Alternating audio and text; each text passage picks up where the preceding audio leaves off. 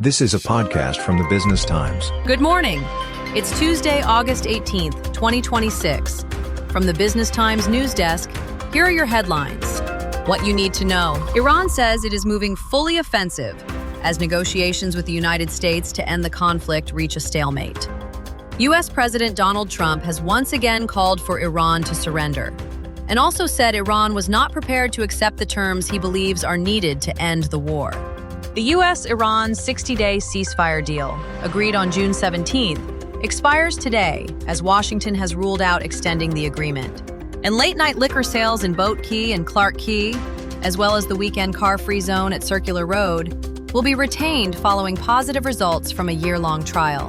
In world news, Iran says it is moving to a fully offensive stance as negotiations with the United States to end the conflict reach a stalemate.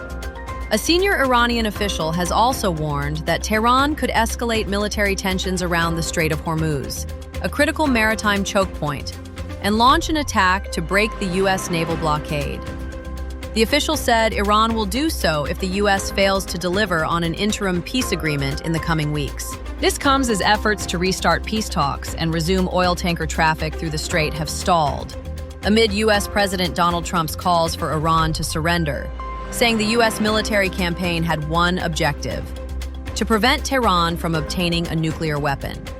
He has also said Iran was not prepared to accept the terms he believes are needed to end the war with the United States. The U.S. and Iran struck a Memorandum of Understanding, or MOU, on June 17th, under which the Strait of Hormuz was to be reopened, while both sides negotiated a final agreement on Iran's nuclear program within 60 days.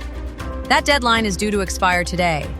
Meanwhile, Oman and Iran are working towards an agreement to resume commercial shipping through the strait. President Trump warned that Oman could face U.S. military action if it obstructed the negotiations. Separately, President Trump's envoy, Jared Kushner, has left Jerusalem without a breakthrough after 2 days of talks aimed at reviving a plan to end the war in Gaza. Kushner met Israeli Prime Minister Benjamin Netanyahu on Monday, following a rare meeting with Hamas's political leader in Egypt. But key differences remain, with Israel continuing military operations in Gaza and Hamas refusing to give up its weapons. In Singapore, late-night liquor sales in designated parts of the Singapore River, as well as the weekend car-free zone at Circular Road, will be retained following positive results from a year-long trial. Bars in Boat Quay and Clarke will continue to serve alcohol until 4 a.m. on Fridays and Saturdays, Minister of State Alvin Tan said. The measures will take effect today, with the government citing encouraging outcomes and strong business interest. Immigration clearance for commuters on the Johor Bahru Singapore Rapid Transit System, or RTS, link could take just seconds when the service begins operating early next year. RTS Link Project Director Zulkifli Mohammed said passengers will undergo body scans before proceeding to e-gates at the Bukit Chargar Integrated Immigration, Customs, and Quarantine, or ICQ complex. The facility will have 100 e-gate lanes, supporting immigration clearance via QR code or passport. And Singapore has signed an agreement with China to deepen cooperation on the peaceful use of nuclear technology. The Ministry of Trade and Industry, MTI, said its MOU with the China Atomic Energy Authority, signed yesterday, will support efforts to build capabilities to assess the feasibility of deploying nuclear energy.